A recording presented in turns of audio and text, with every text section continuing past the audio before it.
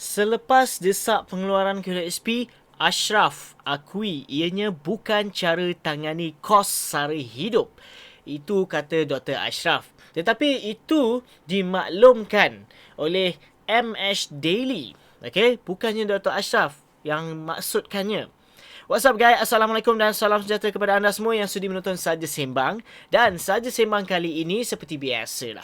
Okay? Seperti mana yang korang yang sebelum ini pernah subscribe disebabkan isu-isu KSP, maka inilah kata isu-isu yang nak dibangkitkan sekali lagi. Tetapi isu ni bukan yang aku nak bagi tahu akan betul-betul terjadi. Aku just macam nak cerita, just follow up saja apa perkara-perkara yang sedang berlaku sekarang ni, situasi yang sedang berlaku yang perlu korang tahu. Sebab untuk pengetahuan korang aku tahu yang setiap kali bila aku buat live kan, kadang-kadang ada minta macam PM, ada Facebook tak? Ada ni lah. Diorang kadang-kadang semua subscriber yang dekat YouTube aku ni, kebanyakan mereka ni tak ada Facebook, tak ada IG.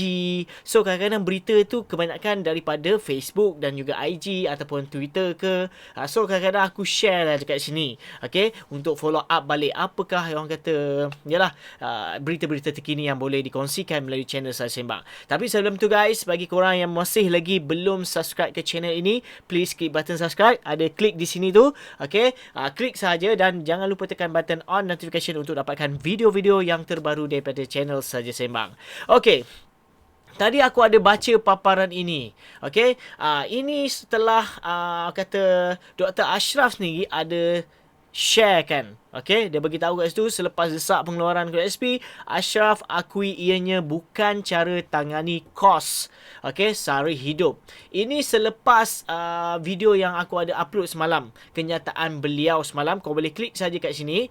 Okay, yang mana dia ada maklumkan tentang isu yang rasanya macam dia cakap, okay lah, rasanya sebelum ni dia pernah cakap dengan Tengku Zafrul direct, personally lah. Dia cakap okay lah, ini kali terakhir lah kalau boleh apa semua kan. Lepas tu dia rasa macam takkanlah nak minta lagi kan, macam tu kan. Sebab dah dijanjikan sebelum ni pun inilah kali terakhir. Okay, sebagai orang kata orang yang menyuarakan isi hati rakyat tentang pengeluaran khas KSP 1.0 waktu ketika itu. Dan sekarang kenyataan beliau ni telah orang kata disalah erti pula, okay, oleh MH Daily. Tapi bagi aku lah, okay, bagi aku apa yang dimaksudkan MH Daily ni macam orang kata betul apa kenyataan daripada Dr. Ashraf sendiri sebenarnya. Okay, rasa-rasa macam dia macam dah malas lah nak buat kan. Tapi kita tak tahu. Okay, tapi kita tengoklah apa kenyataan beliau dan respon beliau tentang hal ni. Okay, jom kita tengok. Okay, tadi aku ada baca, dia ada maklum kat sini, ini satu contoh pemberitaan yang tidak punya etika kewartawanan. Hanya petik sebahagian daripada status FB saya pagi tadi dan buat tajuk yang langsung tidak menggambarkan isi status FB yang tertulis ataupun yang ditulis. Desakan saya dan Pemuda UMNO sebelum ini mengenai pengeluaran KSP adalah berasaskan suara dan tuntutan rakyat yang susah ketika era pandemik dan PKP yang berterusan pada waktu itu. Malah desakan RM10,000 yang dituntut juga adalah untuk kali terakhir setelah beberapa pengeluaran dibenarkan kerajaan sebelum itu, seperti Aisina, Alestari dan Acitra. Terbukti pengeluaran kali terakhir banyak membantu rakyat meringankan beban hidup terutamanya untuk memulakan kehidupan baharu selepas pandemik dan melangsaikan segala hutang dan komitmen yang tertunggak. Tidak pernah saya buat pengakuan bahawa pengeluaran KSP yang lalu tidak dapat tangani kos sara hidup mereka. Oh, maksudnya tak pernah langsung lah, okay? Cumanya apa kenyataan yang aku, okay, yang nak dimaklumkan semalam itu, okay, sebenarnya Dr. Ashraf dia maklumkan, okay, memang, okay, waktu pandemik tu KSP ni adalah satu solution yang boleh membantu rakyat. Okay, tetapi kalau macam sekarang ni pun nak buat lagi, sebenarnya kalau difikirkan wajar atau tak wajar, apa yang Dr. Ashraf nak bagi tahu sebenarnya adalah satu solution yang lain. Sebelum ni pun aku ada maklumkan juga, okey, wajar atau tak wajar, hanya kita fokuskan pada pengeluaran khas. Okey, aku tak nak cakap aku lebih kepada pengeluaran khas saja. Sebab apa? Aku biarlah jadi orang-orang yang tengah-tengah ni.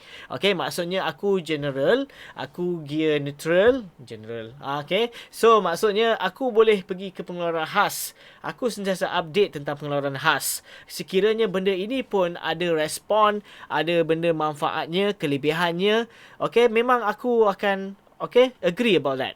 Okay, tetapi aku pun beritahu juga ada solution yang lain juga. Okay, maksudnya kewajaran yang perlu kita fikirkan selain KLOSP itu sendiri. Sebab apa? Kalau kita ikutkan, masalah ini berlaku disebabkan kita punya kerajaan, okey, tak menangani masalah ni dengan sebaik mungkin lah. Tapi inilah normal lah, setiap kadang-kadang memang akan berlaku lah setiap negara sekalipun. Lagi-lagi yang keadaan yang orang kata selepas pandemik ini macam-macam lah, okey, disebabkan ekonomi, so boleh jadilah perkara-perkara yang tak diingini berlaku ketika itu, iaitu orang kata bila negara, okey, tak kontrol, okey, lambakan orang kata print out semua duit-duit, so inilah yang terjadi. Okey, bila dah terlampau banyak sangat cash di tangan ataupun cash di tangan rakyat, maka kuranglah orang kata bekalan dekat situ. Okey, sebab terlampau banyak. Aku tak tahulah macam mana dia kontrol, tapi macam bagi aku lah situasi ni macam dibuat-buat sebenarnya. Kalau ikutkan sebab nak jaga atas orang kata golongan ataupun orang-orang tertentu sebenarnya. Ini pendapat aku lah. Kalau nak diikutkan kata macam disebabkan lambakan apa semua ni kan. Sebab yalah, rakyat memang tak boleh selalu ada duit dekat tangan ni pun. Okay. Tapi ini urusan ekonomi, aku rasa dia orang lebih arif lah daripada aku. Okay. Cumanya perkara ini sudah berlaku dan sedang berlaku.